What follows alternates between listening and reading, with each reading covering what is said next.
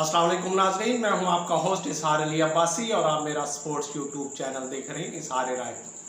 नाज़रीन, सबसे पहले आप हमारा चैनल सब्सक्राइब करें, बेल आइकॉन करें और अपनी राय के ज़रिए इजहार करें। चलते हैं आज की खबर की तरफ कि ऑस्ट्रेलिया के खिलाफ वनडे सीरीज़ और टीम के ऐलान में इतनी ताख़ीर, कप्तान में इतनी ताख़ीर क्यों हो रही है। न कप्तान में ताख़ीर बल्कि टीम के ऐलान में भी जो चंद रोज़ यानी 1 या 2 दिन का होना है, अभी तक फाइनल नहीं हो सका कि टीम आखिर क्या होगी। लेकिन कप्तान के बारे में ताहाल अभी पता नहीं लगा कि वनडे और T20 का कप्तान कौन होगा, या मैनेजमेंट को, पीसीबी मैनेजमेंट को किस मुश्किलात का सामना है, या मामला कुछ और है। क्या इख्तियारात की जंग यहाँ पे भी शुरू हो गई है? क्या टेस्ट मैच की तरह यानी इंग्लैंड के खिलाफ टेस्ट सीरीज़ की तरह कप्तान को सिलेक्शन, टीम के सिलेक्शन में नो कमेंट्स का, नो लिफ्ट का बोर्ड लगा दिया गया था कि यहाँ भी ऐसा कप्तान आपको चाहिए कि किसी टीम की सिलेक्शन में नो लिफ्ट और नो बोर्ड, यानी कप्तान गूंगा बहरा होगा या कुछ और। इख्तियारात की जंग क्या यहाँ पे भी शुरू हो गई है कि ताहा कप्तान का ऐलान नहीं किया गया। कप्तान कौन होगा, किसके बारे में क्या कहा जा रहा है। कहीं का या सैयारा हो रही है कि मोहम्मद रिजवान कप्तानी की भागदौड़ में सर फहरिस्त है, टॉप पर उनका नाम लिया जा रहा है।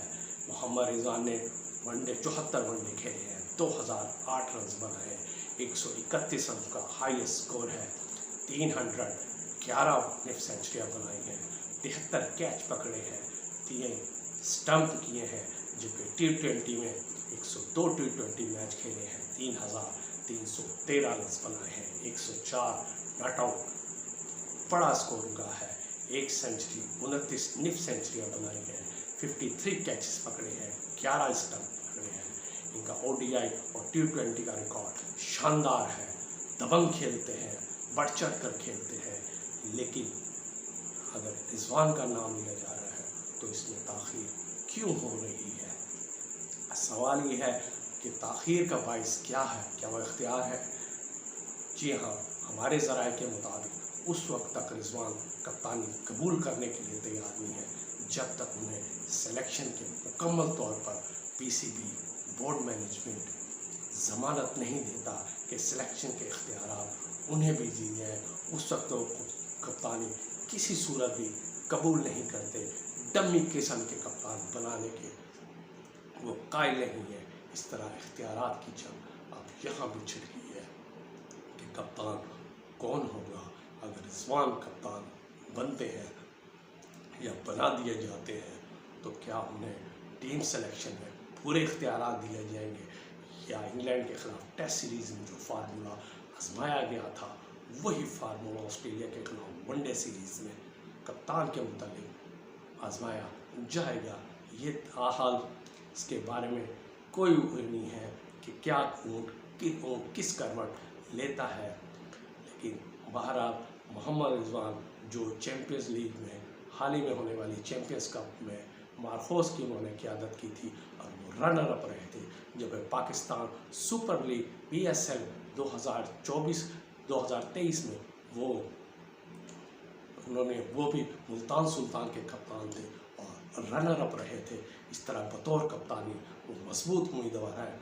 दूसरी तरफ शादाब खान भी कप्तानी के उम्मीदवार हैं। वो डोमेस्टिक अगर सीज़न दिया है तो चैम्पियंस कप में वो उनकी टीम विन करार पाई थी और उनकी कप्तानी में टीम टाइटल जीती थी।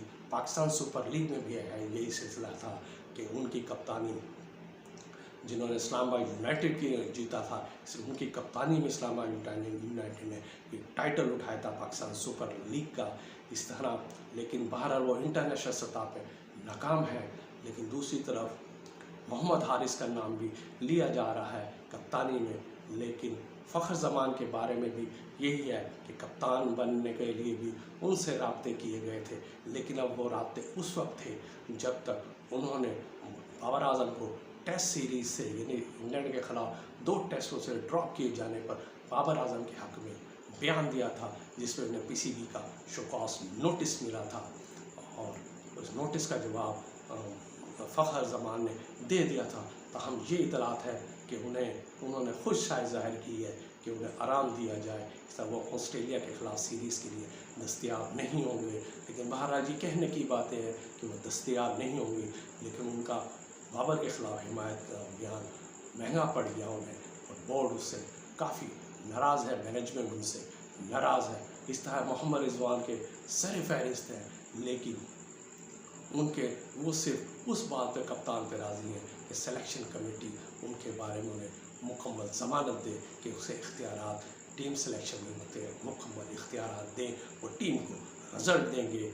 और मोहम्मद आमिर से भी बोर्ड ने रब्ता किया है बतौर खिलाड़ी कि वो इंग्लैंड ऑस्ट्रेलिया के ख़िलाफ़ वनडे सीरीज़ के लिए टीम को दस्तयाब होंगे, क्योंकि मोहम्मद आमिर ने हाल ही में T20 वर्ल्ड कप आखिरी बार खेला था। उसके बाद वो टीम में शामिल नहीं हुए, टेस्ट स्क्वाड में तो वैसे ही नहीं है, रिटायर हुए पड़े हैं।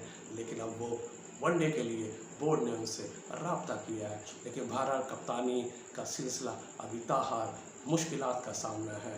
बोर्ड क्या चाहेगा, मैनेजमेंट क्या चाहेगी, सिलेक्शन कमेटी क्या चाहेगी कि कप्तान बहुत कैसा हो, कौन हो, लेकिन मोहम्मद रिजवान भी ये चाहेंगे कि उन्हें भी मुकम्मल इख्तियारात हो। ये थी आज की खबर। अपना ख्याल रखिएगा। अल्लाह हाफिज़।